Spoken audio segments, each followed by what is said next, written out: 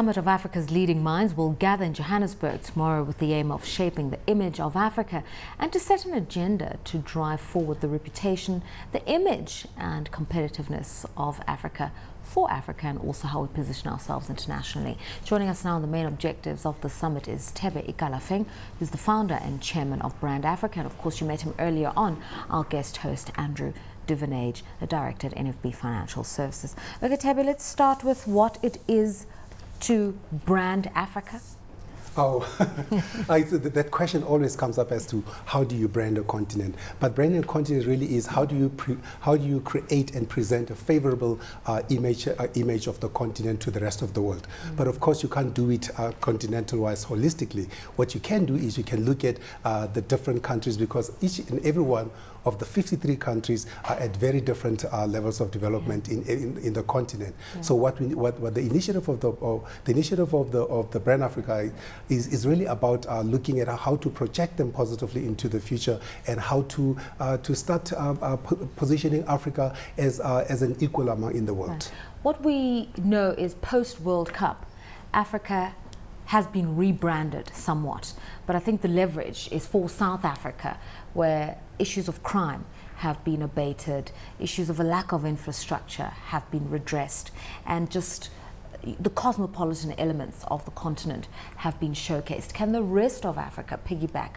off that traction and the gains? I think what they can piggyback off is the learnings from South Africa, in terms of how South Africa, for example, went about addressing some of those issues. And matter of fact, the biggest objective of tomorrow is to bring these various African countries to South Africa to be able to share best practices, to share ideas, and to share learnings. And the World Cup is a beautiful catalyst for the rest of us, because the World Cup was really an African victory more than a South African victory.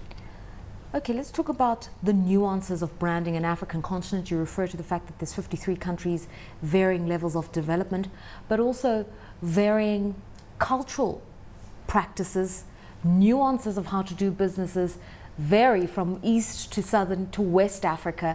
You need a completely different personality when you're in all areas. How do we address those dynamics?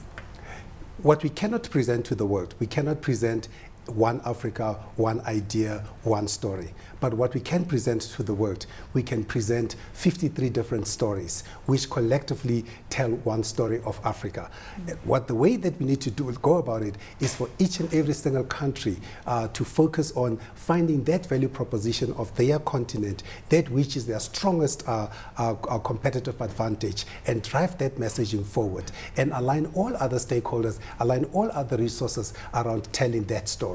Let's talk about those value propositions, because for the World Cup, South Africa used the terminology united or bound by a common humanity. I know that I'm paraphrasing here, but that was the gist of the whole thing, is that we're civilized people who care about other people. That's what South Africans wanted the world to know.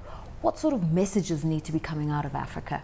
It needs to be messages of we're an entrepreneurial continent, we're a can-do continent, we're a continent that in many ways is very surprising, but a continent that is welcoming, and a continent that is creative. I think that's what people find most of the time when they come here. But most of the time, before the World Cup and all those, whenever you think about Africa, you think of any part of Africa, you'll be thinking mostly about the animals, about the tourism and all those. I think the results of the World Cup is people says, my word, a country like South Africa or any other and many other countries in Africa offer more than just the tourism value proposition. What they offer a total package that is different from many other places, but also similar to what you see in the rest of the world. Okay, Andrew, let's bring you into the conversation in terms of the value proposition that we need to put out there for investors to consider. I mean, I think with all due respect, investors now know that we're not about giraffes and lions crossing the road. But what is it that they want to see from Africa? What do we need to reiterate and reinforce in their minds? Because it also has to be authentic, it has to be true. Sure. I think that the first thing to realize is that if you look outside of the typical markets like Asia, the Asian tigers, is Africa over the last 10 years has been the second fastest growing part of the world in terms of market strength. And so there's a big story in South Africa or in Africa itself. It's whether that story is told. What investors are looking for is they're looking for solid exchanges, they're looking for regulation, they're looking for legal systems, they're looking for financial systems that work, and infrastructure. And these are all things which we have in South Africa, and the question is further east, in the East African community, do we have that too? And this is the story to be told. Okay, Thebe, here's the reality. In 2010, South Africa is competing against almost 20 other emerging market economies. So you've got to tell a story about rates of return on investment when you come into Africa. You've got to tell a story about infrastructure development, human capital. Turkey has it, Brazil has it, South Korea has it. We want to say we have it as well, but we don't really have it. Well, I think we do have it. If you're talking about South Africa in particular, not necessarily the rest of the continent, I think we do have it. But what we also do have, we're a very resourceful continent. We're a resourceful country and a resourceful set of countries in the continent. So I think we can compete quite adequately with many of those emerging markets. Matter of fact, and Andrew spoke about just the growth rates in Africa. When you take the cumulative growth rates of Africa, of all the countries, and you parallel that to how the global world is moving, we are moving in similar directions, meaning that we're a country that's on the rise. Okay, Andrew, we know that average growth rates in Africa are about 4.5%. Yes. We know that at the worst of the global recession, Africa was growing, even if it was marginal growth of about 2%. We also know that a lot of pledges have been made to improve on infrastructure, but we also know that there's a huge skills problem across the continent. We have a deficit, and when we start looking at comparative stories and the skills differentials and the labor differentials, Africa compared to India, compared to China, this is where the thing starts to look a little bit pear-shaped. Yeah, I don't know if pear-shaped might be harsh, but I think when you saw the World Economic Forum last week came out with statistics on competitiveness, and unfortunately South Africa slid down those rankings quite significantly. You look at labor inflexibility, you look at, as you mentioned, skills gaps. Those are issues. Another issue that the emerging markets will, or specifically Africa, will have to deal with is your developed world are looking for skilled people as their populations stop growing, and we're a natural place to take those from.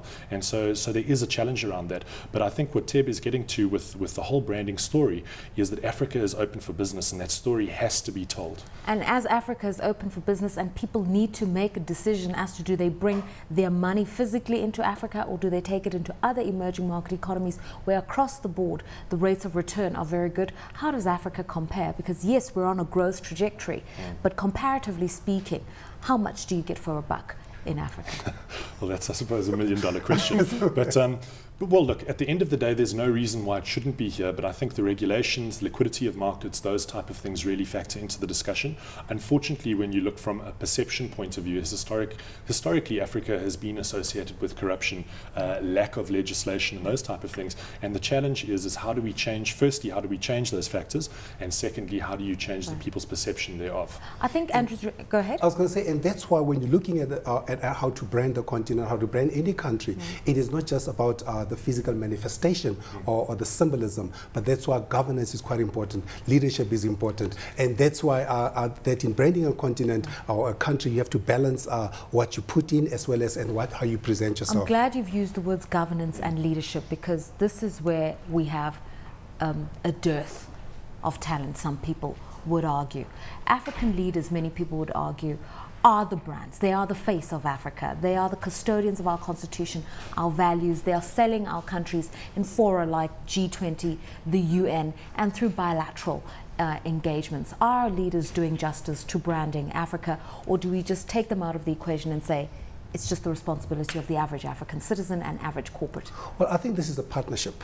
It's a partnership, and I think an initiative like Brand Africa, which is an independent initiative, is an initiative which will be driven primarily from the private sector. But the private sector on its own cannot operate without the public sector. So you cannot actually remove the leaders, because what the leaders and governors do is they create the platforms and the intellectual infrastructure to be able to deliver on many of the promises. Now, if you look at World Cup, for example, how the government of South Africa, how much they invested in order to enable this to happen. They had to put down guarantees. As much as you had private sector which benefited from this, you still need our governance. Yes, we've got a lot of challenges. We've got challenges with leadership, we've got challenges with governance, we've got challenges with all those, but there's challenges everywhere else. I think the beauty of Africa is that we're a continent, as we've demonstrated, that can reinvent itself. Let's talk about the corporate citizens briefly in Africa, because what we are beginning to see are organically grown African businesses to heighten themselves to that level where they are recognizable global brands that can feature on things like the world's most valuable brands. What do African companies need to do? What they need to do is they need to learn the best practices that have been done in the world, which is to create sustainable brands and not to take shortcuts. I think one of the biggest problems in our continent has been the amount of shortcuts that we have. But another important one is to respect and protection of intellectual property.